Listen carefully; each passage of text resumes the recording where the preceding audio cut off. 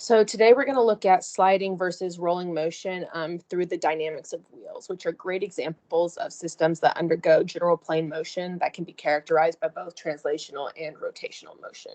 So in this lecture, we're going to look into the three distinct motion types exhibited by wheels and the underlying mechanics that govern each of those phenomenons. So first, we're going to look at pure rolling motion. So this phenomenon occurs when there is a seamless continuity between the wheel and the surface that it is rolling on, and that's going to be devoid of any slipping. So you're going to picture like a perfectly round wheel that glides along a smooth surface without any hint of skidding, slippage, anything like that, sliding. So in pure rolling motion, the point of contact between the wheel and the surface remains stationary, which ensures smooth and efficient movement. So essentially, you have one point of contact between the ground and the wheel, and that point of contact changes as the wheel rotates, but it's always going to just be one point of contact consistently at different places on the wheel as it rolls. So every rotation is going to contribute to the wheel's forward momentum without any loss of energy due to friction, and the wheel will roll without slipping if the tangential force is smaller than the static friction force, which can be seen here. So if the tangential force is greater than the static friction force, the wheel will slip, and that will not be rolling motion. So in rolling motion, we also have this, which is your velocity is going to be equal to your radius times your angular acceleration. And so moving on to the opposite end of the spectrum, we have pure sliding motion. So in pure sliding motion, the wheel is restrained from rotating. This is typically due to applying a brake mechanism when we're talking about wheels.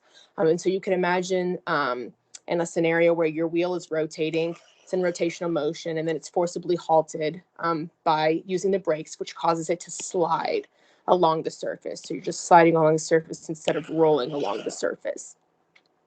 And so the surface has friction that's going to act as the predominant force on this wheel. And so pure sliding motion is characterized by a lack of rotational movement, with the wheel's energy primarily dissipated as heat, which is due to the frictional forces between the wheel and the surface. And so in pure sliding motion, it's characterized by a zero angular acceleration, and your velocity is not going to be equal to your radius times your angular acceleration like it was in the previous motion.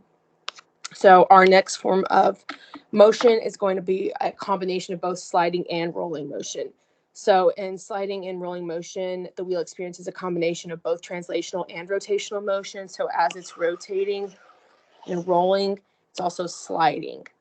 And so you get both effects that we talked about previously, and your angular acceleration is no longer equal to zero, but your velocity is also no longer equal to your radius times your angular acceleration because slipping occurs. So understanding these three types of motions really enriches our comprehension of mechanical systems and offers insights into optimizing the performance and efficiency of wheels in various applications. And thank you for listening.